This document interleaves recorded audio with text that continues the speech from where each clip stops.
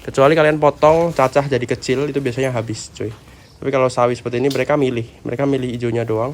Terus batangnya kayak gini nih dibuang. Set, seperti itu. Pinter mereka nih ya. Oke, itu pepaya nanti sore habis ini. Kayaknya pada makanya kedikit-dikit kecil-kecil, tapi nanti lama-lama habis guys.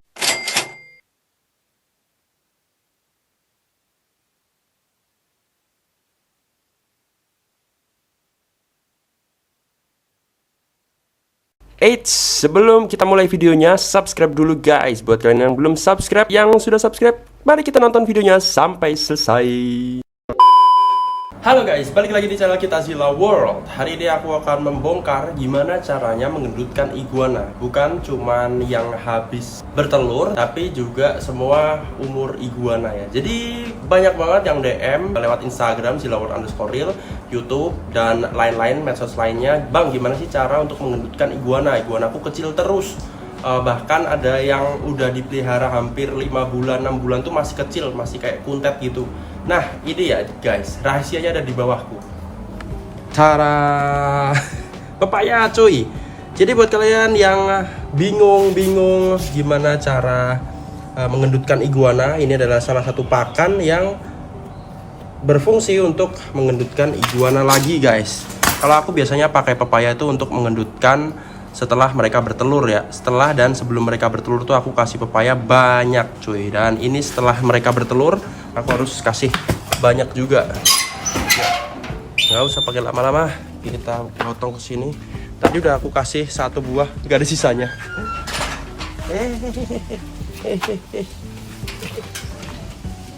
Nggak ada sisanya sama sekali loh di sini. Aduh, oke langsung aja. Ayo makan.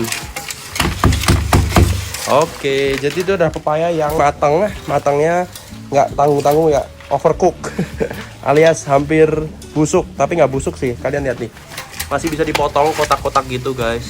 Jadi kalau kalian ke pasar terus mendapati ada penjual pepaya yang pepayanya udah agak jelek itu kulitnya, nah kalian bisa beli dan murah guys. Nah, aku biasanya beli itu pepaya banyak, dan untuk makanan sehari-hari iguana di sini cuy. Nih, ada contoh yang habis bertelur tuh.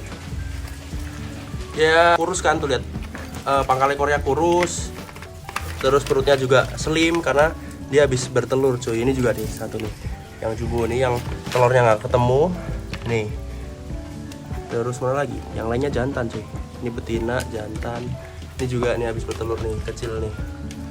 Ini belum bertelur, makan aja nih. Oke, jadi itu rahasia untuk mengendutkan iguana. Selain mengendutkan atau supaya iguana cepat besar lah, itu juga diseimbangin dengan kandang yang luas juga cuy. Jadi kalau kalian punya iguana, misalnya kalian pelihara dari baby up, terus kalian peliharanya di kandang yang kecil, itu ya dia nggak akan besar-besar. Jadi paling nggak 2 kali panjang tubuhnya. Misalnya panjangnya kurang lebih 60-an cm segini.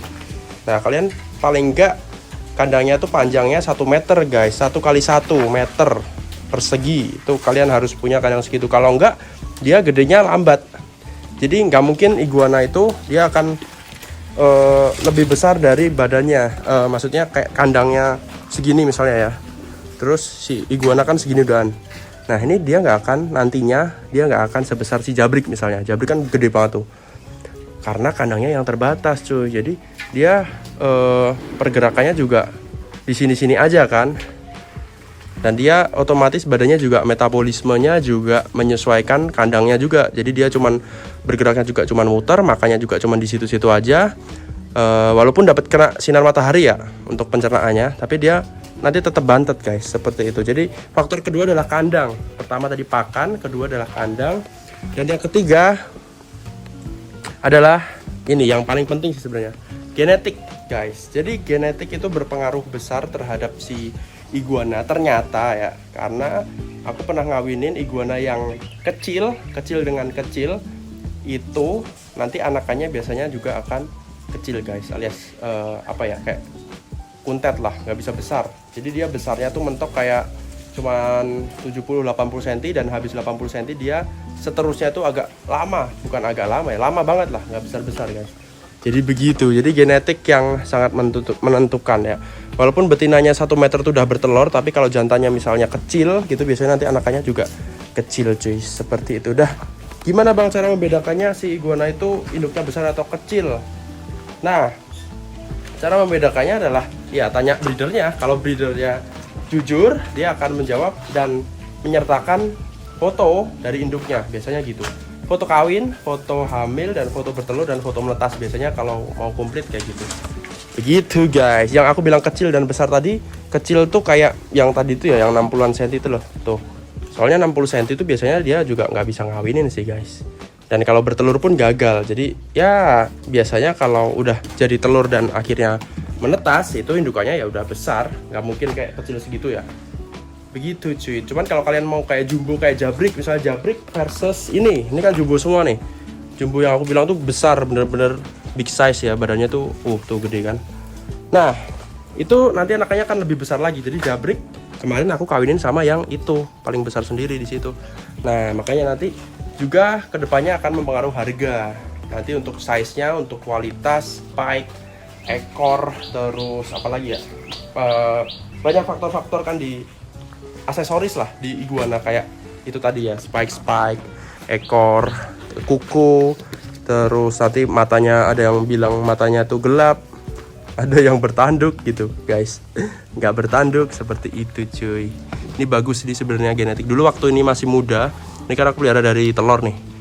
Dulu waktu masih muda itu dia warnanya bagus sendiri, matanya juga bagus, kepalanya juga putih. Tapi semenjak aku taruh di outdoor seperti ini, dia jadi bulukan. Tapi waktu birahi ini gila nih, semua iguana sini kalah sama ini guys, si jantan yang kakinya patah. Ini kakinya patah kan tuh, tapi dia masih bisa kawin tuh. Tuh cakep tuh aslinya, kepalanya putih kalau lagi birahi. Beuh, ngeri dah, semua kalah. Ayo bro, makan bro. Nah ini yang aku bilang tadi ya, setelah bertelur mereka butuh masa pemulihan, harus makan. Ayo kamu harus makan. Dia udah takut duluan dia. Nih loh, makan nih loh bro. Itu makan di bawah pepaya. Nah pinter tuh, udah panik duluan biasanya tuh. Tuh pinter gitu dong. Nah ini juga buat kalian mungkin yang breeding di rumah, terus setelah melewati masa iguananya bertelur, terus wah udah aman nih, udah bertelur nih, bakal panen nih. Tunggu dulu cuy. Jadi setelah mereka bertelur akan ada masa transisi di mana mereka itu butuh makanan yang banyak setelah bertelur. Kalian lihat ya tuh. Kalau enggak, nanti kondisinya mereka akan drop. Setelah drop biasanya nanti nggak mau makan, lemas, dehidrasi, matanya cekung, terus is dead alias mati. Seperti itu. Jadi harus seimbang ya antara mereka bertelur, selesai bertelur, dan pakannya juga harus disesuaikan. Bang itu kok kotor banget ya nih. Aku habis kasih makan banyak banget, tapi nggak aku bersihin, kayak sawi-sawi, lihat tuh. Setelah bertelur ya maklum ya, harus aku push ya makannya. Sawi, kangkung, pepaya, kecambah. Kalau kecambah nggak akan ada sisanya cuy. Kalau sawi dia akan nyisain batang, dan ini nggak bakalan dimakan juga ya, kecuali kalian potong cacah jadi kecil, itu biasanya habis cuy. Tapi kalau sawi seperti ini mereka milih hijaunya doang, terus batangnya kayak gini nih dibuang. Seperti itu. Pinter mereka nih ya. Oke, itu pepaya nanti sore habis ini. Kayaknya pada makanya kedikit-dikit, kecil-kecil, tapi nanti lama-lama habis guys. Nih, dan iguana itu butuh kayak tadi ya, kayak mereka kan di sini. Aku taruhnya di situ. Perlu dibimbing cuy, harus diangkat, ditaruh sini. Karena ya kadang-kadang mereka ada yang bodoh juga ya. Nggak tahu di mana bertelur, di mana makan. Ini lagi sorry. Lagi gali-gali cuy. Ini deh. Halo, ada yang bertelur? Belum ya? Nah, ada yang dinamakan sindrom iguana setelah bertelur. Sindromnya adalah setelah mereka bertelur, mereka nggak akan mau makan nih, cuman maunya minum doang dan nutupin sarangnya cuy. Itu bisa terjadi sampai kemarin tuh rekor 5 hari lah ya. 5 hari setelah mereka bertelur. 5 hari itu udah lama ya. 5 hari setelah bertelur mereka tuh masih nutupin sarangnya cuy, yang sebenarnya itu bukan sarangnya. Soalnya aku udah gali nggak ketemu telurnya, tapi dia tetap nutupin terus. nutupin terus setiap hari sampai hari kelima selesai. Mereka baru turun ke situ berjemur, terus makan, pelan-pelan makan, dan lama-lama nafsu makannya nanti akan jadi banyak, terus jadi perutnya jadi gendut lagi, ekor kurusnya jadi gendut lagi, seperti itu cuy. Nah, ini ada satu bumil yang buntung ekornya, lagi mau bertelur. Kapan kamu bertelur, ha? Ini lucu sih, ini kalau bertelur dia agak kayak lama gitu. Nah, ini fenomena satu lagi nih guys, betina kawinin betina. Itu lebih kayak ke ini ya, dominasi sepertinya ya. Jadi nggak mesti seekor iguana menggigit tengkuk iguana lainnya itu jantan dan betina. Walaupun kebanyakan jantan dan betina ya lagi kawin. Cuman ada beberapa yang kayak tadi itu betina-betina semua guys. Itu bahkan habis bertelur. Dan ini OTW bertelur, ini betina kan, jolnya itu nggak mengembung. Ini nunggu HPL-nya, nunggu mau bertelurnya. Dan tadi kalian lihat gayanya kayak kawin, itu ternyata mereka lagi dominasi ya, dominasi wilayah atau nggak tahu udah apa. Pokoknya yang satunya terus kabur kan ke situ, satunya terus berjemur. Seperti itu cuy. Nah, ini masih ada beberapa ekor lagi yang bertelur dan aku akan tetap kasih kayak suplemennya adalah pepaya, sayur-sayuran. Aku nggak pernah pakai vitamin sih ya, jadi cuma pepaya, kecambah, sawi hijau, caisim ya kalau orang kebanyakan bilang. Terus apa lagi ya, caisim, sawi hijau, kangkung, pepaya. Terus kalau kalian mau diseling-selingin lagi bisa pakai semangka yang banyak airnya kan. Terus ada kecambah tadi udah, terus sawi sendok juga bagus, sawi sendok. Tapi lumayan mahal ya kalau untuk dikasih di koloni, terlalu menguras dompet. Jadi pakai caisim aja guys. Seperti itu. Ini kura-kura head pied yang dulu res ya. Res biasa sih, tapi dia diduga membawa genetik head pied, heterozygote pied. Mudah-mudahan ada jantannya dan betina. Sepasang aja ada, besok dikawin mudah-mudahan. Kalau keluar pied berarti terbukti terbukti genetiknya gitu. Jadi nanti line Zilla World coy. Wih, gila. Kok malah jadi keras ya? Ya, oke. Jadi kembali lagi ke iguana, mereka makan. Tadi agak mendung. Tapi ini udah mulai panas lagi. Sip dah buat iguana. Dan sebentar lagi guys, itu adalah musim hujan. Ya di Oktober ini bulan apa sih? Ini Agustus, September, Oktober, November udah mulai musim hujan lagi. Dan ada paling enggak di sini 2 sarang yang enggak aku temukan telurnya. Telur iguananya di sini ada 1, 2 pokoknya.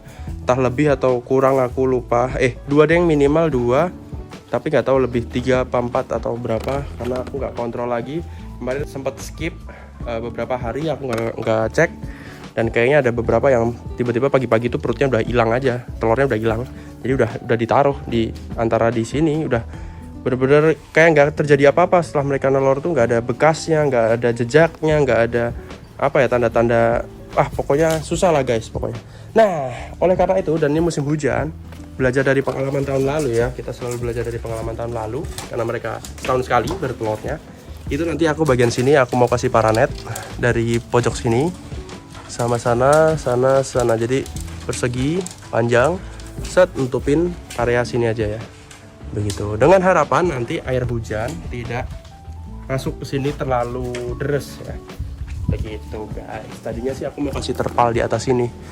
Tuh, tapi nanti kalau aku kasih terpal kan jadinya hitungannya permanen ya. Kalau permanen cahaya matahari susah masuk, nanti malah jadi berpenyakit ya, terlalu lembab juga kan. Jadi mending aku paranet, nanti kalau misalnya mereka butuh panas atau gimana, aku langsung copot paranetnya bisa. Jadi semi permanen ya, bisa dicopot gitu. Kalau terpal susah nanti bikin jamur dan lain-lain kalau ini. Jadi ini kayaknya panas gersang kan guys nih. Tapi kalau musim hujan udah kayak buat ternak jamur, bisa lembab banget. Begitu guys. Jadi itu tadi ya, suplemennya adalah makanan pepaya. Pepaya sih aku dari tahun ke tahun nggak pernah absen, selalu kasih untuk pengendutan. Nih lihat, nih lagi makan pepaya tuh, kurus ya habis bertelur. Mudah-mudahan cepat mengendut lagi. Dan ini bagus juga untuk hidrasi mereka ya. Jadi nggak dehidrasi. Itu betina yang tadi lihat, dia malah ngawinin jantan kan. Terbalik si Voldemort tuh ya. Iya, Voldemort dikawin sama betinanya tadi. Pocah. Oke, yaudah guys, sebenarnya kayak gitu dulu vlog kali ini. Semoga bermanfaat buat kalian yang mau ternak atau yang mau tips supaya iguananya besar, nggak kecil terus. Jadi faktor utama adalah pakan, kandang, terus genetik guys, seperti itu. Buat kalian yang minat iguana, kita masih ready. Green iguana 60 cm dan super red iguana, blue iguana, albino iguana. Sebutin lah iguana apa aja. Kalian langsung DM aja di Instagram silawat_real atau WA di sini guys. Oke, gitu dulu vlog kali ini. Thank you, subscribe, like, komen untuk mendukung channel ini agar tetap berkembang. Kita ketemu lagi di video selanjutnya. Semoga motivasi kalian yang pelihara iguana atau iguana lainnya guys. Bye bye.